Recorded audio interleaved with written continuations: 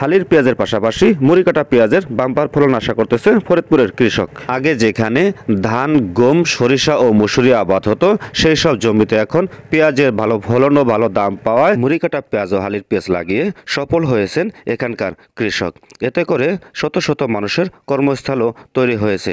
দেখা যায় এখানে একটি ভুঁইতে বেশ কিছু কৃষক পেঁয়াজের চারা রোপণ করতেছে। ভুঁইতে বিভিন্ন অঙ্গভঙ্গিতে লাগিয়ে থাকে এখানকার কৃষক, বিশেষ করে ফরিদপুরের ভাঙ্গার কৃষক বলে কথা। প্রিয় ভিউয়ার, কৃষি নিউজ ভিডিও চিত্রে চ্যানেল পিটিভি ফরিদপুরের পক্ষ থেকে আপনাকে জানাই শুভেচ্ছা ও অভিনন্দন।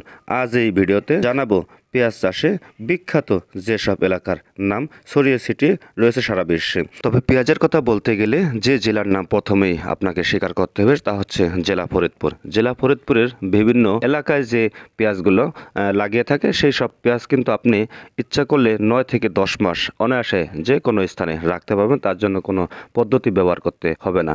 আমরা যতটুকু জেনেছি, ভারত থেকে যেসব পেঁয়াজ আসে সেই সব পেঁয়াজ গাড়িতে লোড করে আনলোড করতে করতে পেঁয়াজের অনেকটাই 12টা বেজে থাকে। এই ফরিদপুরের পেঁয়াজ সবসময়ের জন্য যে কোনো পরিস্থিতির মোকাবেলা করে এই পেঁয়াজটি দীর্ঘ সময় লাস্টিং করার জন্য রাখা সম্ভব। ফরিদপুর জেলার মধ্যে যেসব থানায় সবথেকে বেশি পেঁয়াজ উৎপাদন করা হয়, প্রথমেই ভাঙ্গা উপজেলা, দ্বিতীয়তে রয়েছে নগরকান্দা উপজেলা, তৃতীয়তে রয়েছে সালতা। এই 3টি উপজেলার মধ্যে সবথেকে বেশি পেঁয়াজ চাষের জন্য উপযোগী এবং এখানকার মানুষ পেঁয়াজ চাষে খুব বিশ্বাসী। পাশাপাশি রাজবাড়ী এবং পাবনা এসব এলাকায়ও পেঁয়াজ চাষের জন্য বিখ্যাত। তবে ফরিদপুরের ভাঙ্গা উপজেলার যেসব পেঁয়াজ চাষি ভাইরা রয়েছেন, তাদের পেঁয়াজ চাষের আলাদা পদ্ধতির জন্য পেঁয়াজটি একটু উন্নত হয়ে থাকে। মুড়িকাটা পেঁয়াজের কথা বলতে গেলে, মুড়িকাটা পেঁয়াজ বেশিরভাগ ফরিদপুরের ভাঙ্গা উপজেলায় লাগিয়ে থাকে।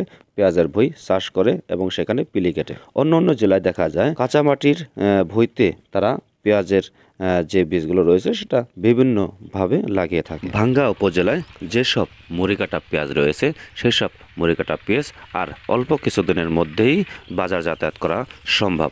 যেসব পেঁয়াজের ভুঁই টানের উপরে রয়েছে, সেসব পেঁয়াজ অলরেডি নামানোর পক্ষে। এবং আমার চোখের সামনে যে বইটি দেখতে পাচ্ছেন, এটা হয়তোবা আর 25-30 দিনের মধ্যেই বাজার যাতায়াত করা সম্ভব।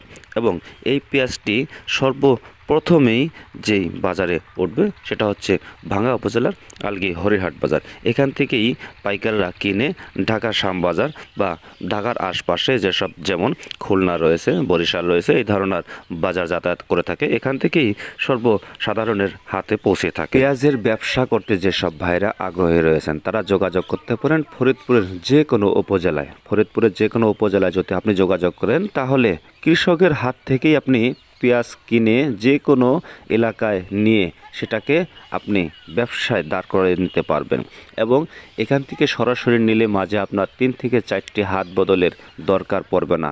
আপনি শ্যামবাজার থেকে নেবেন, বরিশালের বড় পাইকার বাজার থেকে নেবেন, খুলনার বড় পাইকার বাজার থেকে নেবেন, সেখান থেকে নিতে গেলে আপনার কেজি পিস্তি 10 থেকে 15 টাকা ডেভেলপ হয়ে থাকে। এখন আপনি যদি একটি গাড়ি নিয়ে এইসব পেঁয়াজ যেখানে তৈরি হয় সেখানে একটি গাড়ি নিয়ে এসে পেঁয়াজ সংগ্রহ করেন, তাহলে আপনার থেকে কেউ আর কমে দিতে পারবে। পিটিভি ফরিদপুর চ্যানেলের ভিডিওটি শেয়ার করে পাশে থাকবেন। ধন্যবাদ। আসসালামু আলাইকুম।